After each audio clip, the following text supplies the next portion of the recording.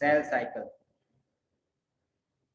Cell cycle से आपको जो है ना नेम से जाहिर हो रहा है कि सेल जो है डिवीजन होती है। हमारी बॉडी जितनी भी है एनिमल्स की या ऑर्गेनिज्म की जितनी भी बॉडी है उनके अंदर मुसलसल सेल जो है वो डिवाइड होते रहते हैं। ठीक हो गया। जो पुराने सेल हैं उनकी डेथ होती रहती है, जो न्यू सेल्स हैं वो बनते रहते हैं। तो इस तरह से नेट जो सेल्स का होता है वो ऑलमोस्ट सिमिलर रहता है हमारी बॉडी के अंदर।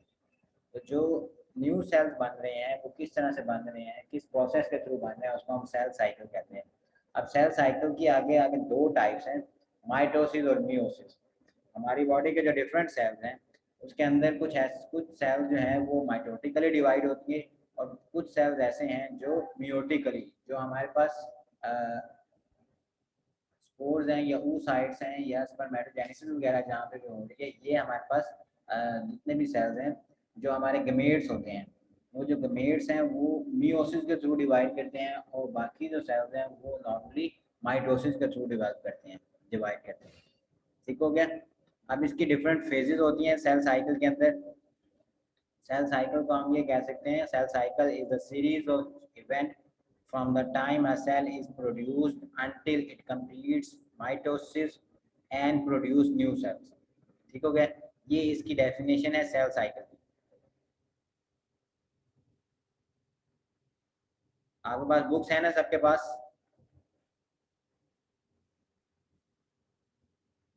बच्चे सबके पास बुक्स हैं? Yes sir. ठीक हो गया। ये आप मार्क कर लें डेफिनेशन यहाँ पे सेल साइकिल की। Cell cycle is a series of events from a time a cell is produced until it completes mitosis and produce new cells। ठीक हो गया।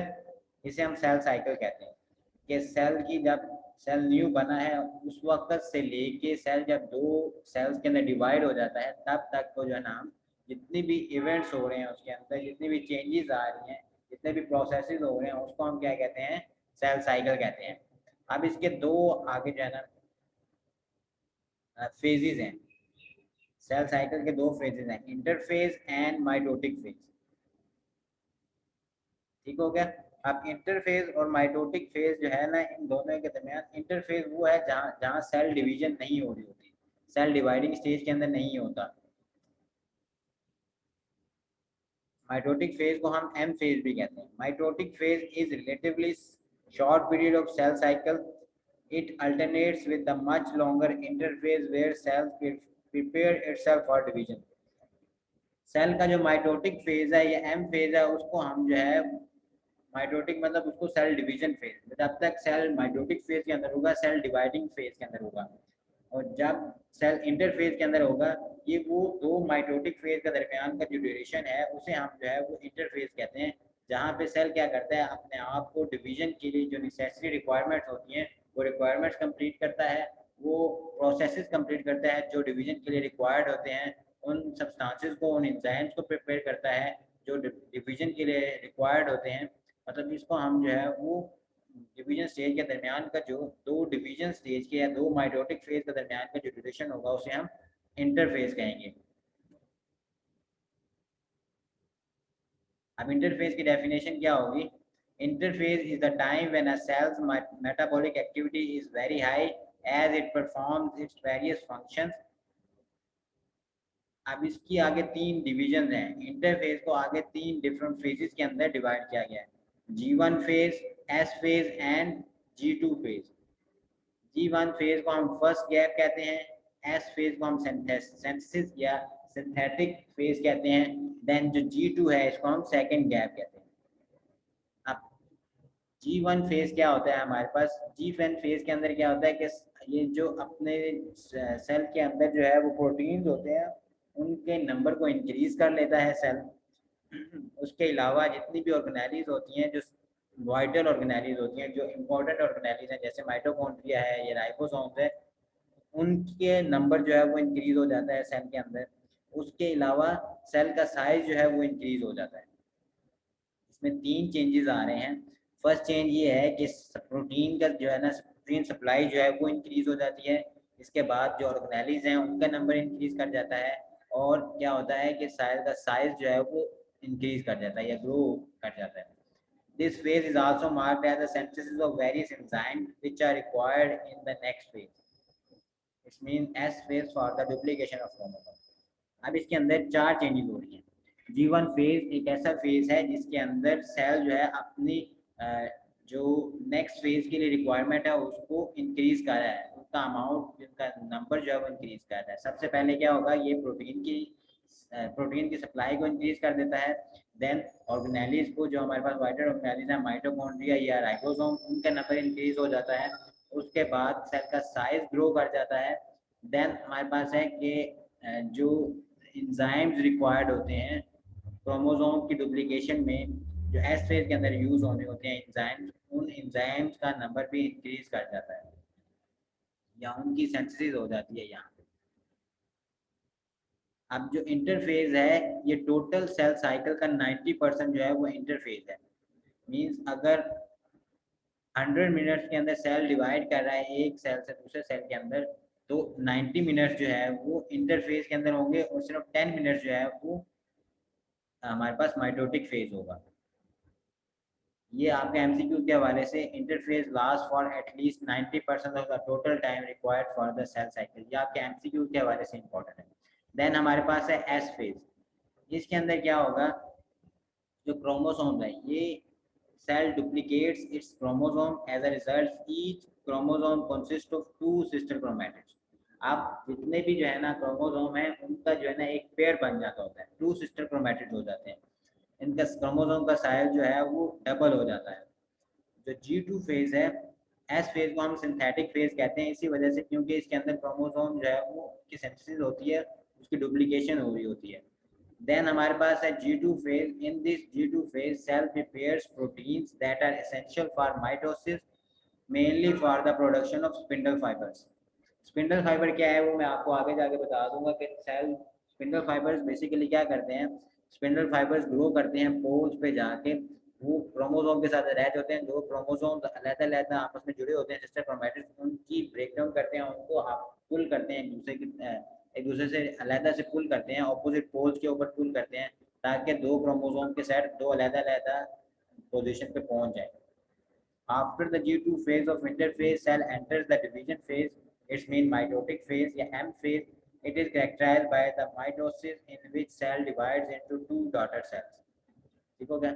अब माइटोसिस है, इसके अंदर सेल जो है वो 2 सेल्स के अंदर डिवाइड करता है।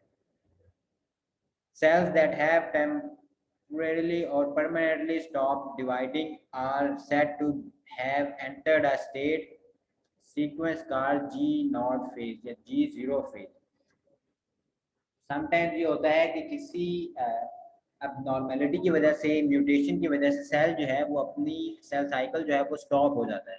ठीक हो गया। सेल साइकिल जब स्टॉप हो जाता है, वो ना तो माइटोटिक फेज के अंदर होता है, ना तो वो इंटरफेज के अंदर होता है। उसके लिए इन्होंने एक स्पेशल टर्म यूज कर दी है कि जब परमानेंटली या टेम्परेरीली जब सेल जो है वो अपनी डिवीजन को स्टॉप कर देता है या अपनी सेल साइकिल को स्टॉप कर देता है, तो उसके अंदर क्या होगा कि उस स्टेट के को हम क्या कहेंगे, G0 phase. The phase in which cell stops dividing temporarily और permanently is known as G0 phase. ठीक हो गया। G2 फेज है, G2 फेज का आपको बता दिया कि इसके अंदर प्रोटीन्स बनते हैं, प्रोटीन माइटोसिस के लिए जो रिक्वायर्ड होते हैं। देन हमारे पास है G0 फेज। G0 फेज के अंदर सेल जो है वो टेम्परेरीली या परमानेंटली जो है वो डिवाइडिंग स्टॉप कर देता है, जिस उसको हम जो है, इस स्टेट को हम जो है वो G0 फेज कहते हैं। अब ये समराइज किया हुआ है इन्होंने।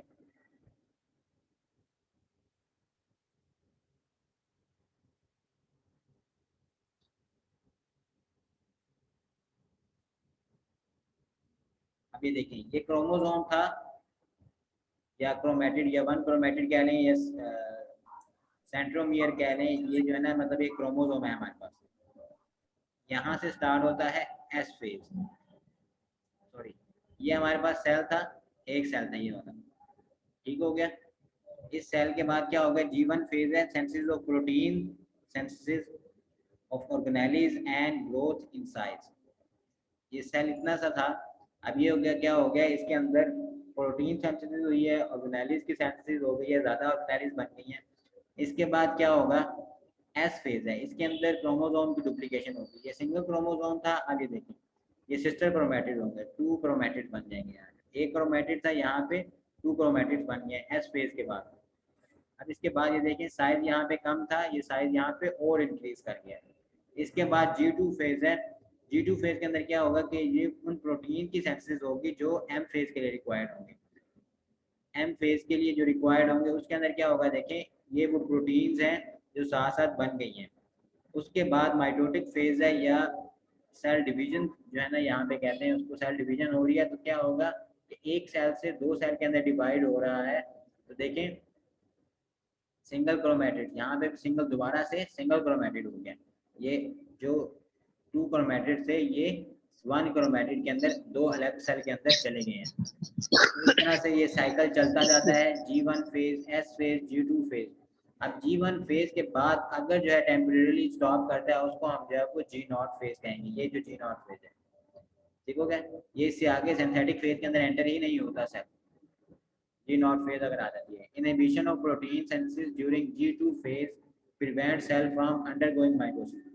अगर हम उन प्रोटीन सिंथेसिस को, जो यहाँ पे प्रोटीन सिंथेसिस हो रही है, ये देखें G2 के अंदर यहाँ पे ये प्रोटीन नहीं थी, अगर इन प्रोटीन सिंथेसिस को यहाँ पे हम ब्लॉक कर देते हैं कि किसी तरह से इनको ग्रो करने नहीं देते, तो क्या होगा कि सेल जो है वो M फेज के अंदर एंटर ही नहीं होगा। जब प्रोटीन ही नहीं होंगी माइटोटिक फेज को एक्टिवेट करने के लिए या फिर उन प्रोसेस को एक्टिवेट करने के लिए जिससे जो है ना सेल की डिवीजन होती है, तो एम फेज के अंदर एंटर ही नहीं होगा। ठीक हो गया।